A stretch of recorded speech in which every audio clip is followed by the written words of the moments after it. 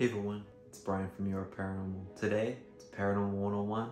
We're talking about the EVP Tech. Now, for our role system, we have Perks, P-E-R-C-S, the photographer, EVP Tech, recorder, camera operator, and static tech. This is the second one, it's EVP Tech.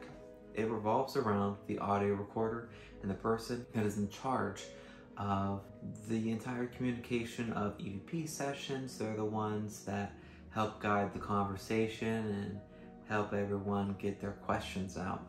This is just how you turn it on. There should normally be like a hold down button, and if you hold it down, it turns the audio recorder on. All you should have to do is press record. It's red. And when you're done, you press stop. And you just hold this bad boy down again and it turns off. So that's really how to work. Now, all audio recorders are different, but for the most part, that's how most audio recorders will be. Sometimes they'll have a little USB here to put the audio files on the computer. But I wanted to come to you today with 3 little tips. All right, number 1, when you first turn on, when you first turn on the audio recorder for your EVP session, you want to mark the time, the location, what investigation, and who's with you. For example, we are in, we'll turn it on, we'll hit record, I'll place it in a location like on the ground or somewhere that's, like, I wouldn't want to have the audio recorder in my hand because you might hear the jiggling around of my hand, even as tiny as you might think. I always put it down somewhere, like on a ledge or on the floor, okay? And then I'll say the time is 10:07. This is Bisman Building 2. We're in the basement. This is Group Alpha. It's Brian and I'm here with, and everyone says their name. That kind of approach allows you to tag the time, tag where you're at, what investigation you're on, what team you're on, and who's all there. So that's very helpful. Number 2 is asking the right questions and letting other people ask questions as well. So, of course, you're going to be asking, is there anyone here with us? Do you know the year? Who's the president?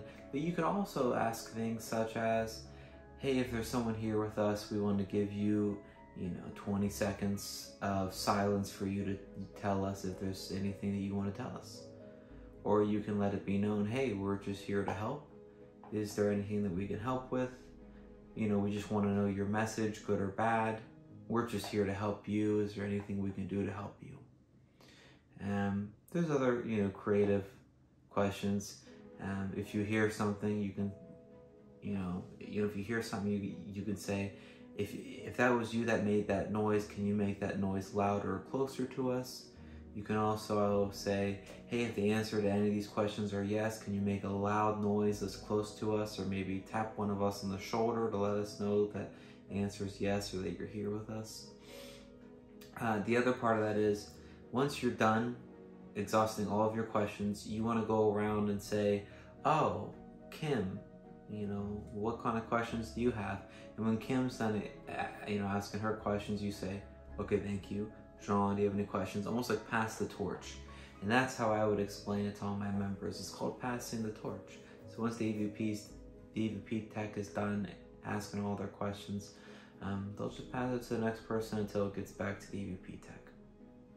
The third and final thing is, when you do your first EVP session, you of course want to explain the passing of the torch to everyone, but also you want to give a little introduction to the spirits that may or may not be there. Hey, this is Brian from YourParanormal. We're friends of the owner of this location. We're blessed that they had us come here to ask some questions, see if there's anything that we can do for you. Again, we're here to help you. If there's a message, good or bad, we want to hear it. If there's something we can do to help, that's why we're here. But yeah, and kind of go around and introduce yourself.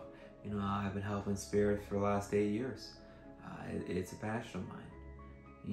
There's been, there's so much unfinished business, and there's so many different things that everyone could be, having in their life or afterlife. We're just here to help. I think if you lay that foundation work, as well as, again, explaining the passing of the torch so your EVP sessions run smooth, it's going to go a long way.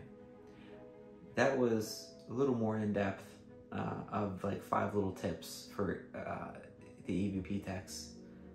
But I truly feel if you can set a really good foundation at the beginning of every EVP session, if you just tag the time, where you're at, what investigation you're on, what team you're on, and who's all there.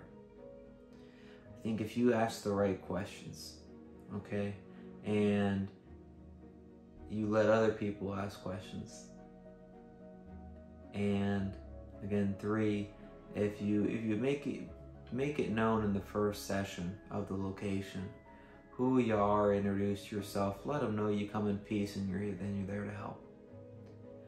I think those 3 tips are really going to help you be the best EVP tech you can be, and I really look forward to having you as the EVP tech on our team, or if you're doing the EVP tech in your group, we really hope you have some fun.